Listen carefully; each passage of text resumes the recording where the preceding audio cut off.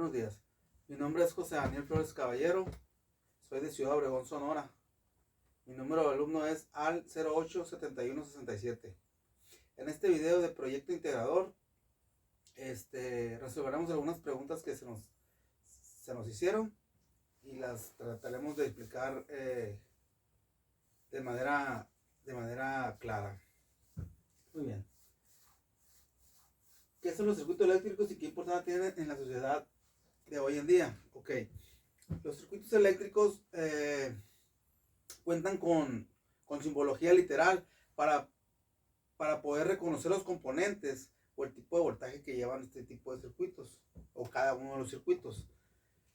Existen también las clases en los circuitos para cada aplicación. Por ejemplo, circuitos solo con resistencias, circuitos con otro tipo de componentes y circuitos con el tipo de voltaje que puedan llevar.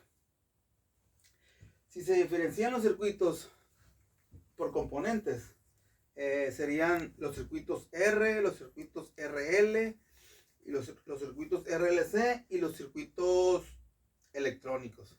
Ahora, si se diferencian por fuente, serían de corriente alterna o corriente directa.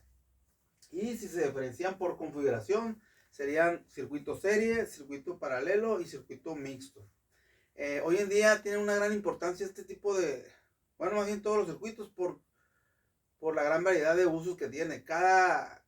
Casi toda la mayoría de las cosas que se usan en la actualidad llevan por lo menos un circuito simple. Como ejemplo podemos poner un motor eléctrico, las lámparas, ya sean de las casas o de algún otro lugar.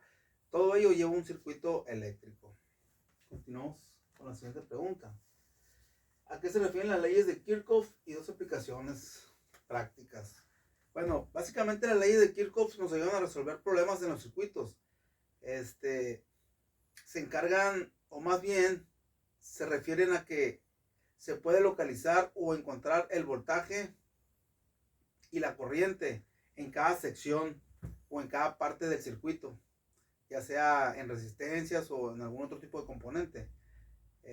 A esto se refiere. Y las leyes de Kirchhoff van de la mano con la ley de Ohm. Seguimos adelante. ¿Qué son las fuentes de alta tensión y cuál es su función? Ok. Las fuentes de alta tensión son las que se encargan de distribuir las redes eléctricas en la ciudad o en las ciudades,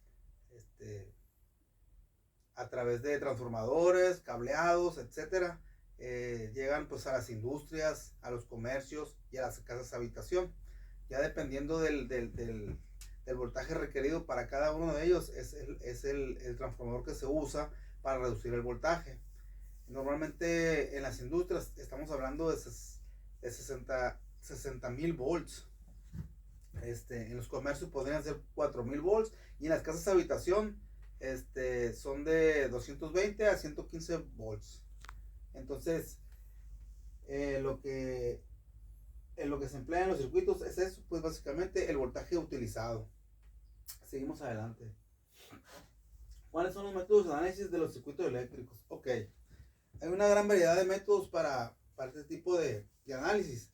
Entonces tenemos el método de análisis por nudos, el método de análisis por mallas, el método de análisis por conjunto de cortes básicos, el método de análisis por lazos básicos, la modificación geométrica, circuito con fuente dependiente y circuito con amplificadores operacionales.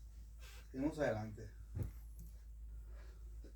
¿Cuáles son las aplicaciones del capacitor? Ok, las aplicaciones del capacitor son inmensas en la actualidad y siempre, ¿no? El capacitor funciona como un tipo de amplificador. Entonces, no como un amplificador, sino como una fuente, porque se encarga de retener energía. Entonces, nos sirve para los motores de arranque o los motores de trabajo, ya que hay motores que requieren mucho voltaje para que puedan encender. Y de ahí pues se derivan los capacitores normales, que serían condensadores eléctricos, y los capacitores electrolíticos, que se usan más en la electrónica. Entonces estamos hablando que las aplicaciones en los capacitores es mucha, o sea, lo podemos usar en aparatos de refrigeración, en aparatos eléctricos, aparatos electrónicos, en fin, una gran variedad de usos y aplicaciones del capacitor. Con esto concluimos el video. Muchas gracias.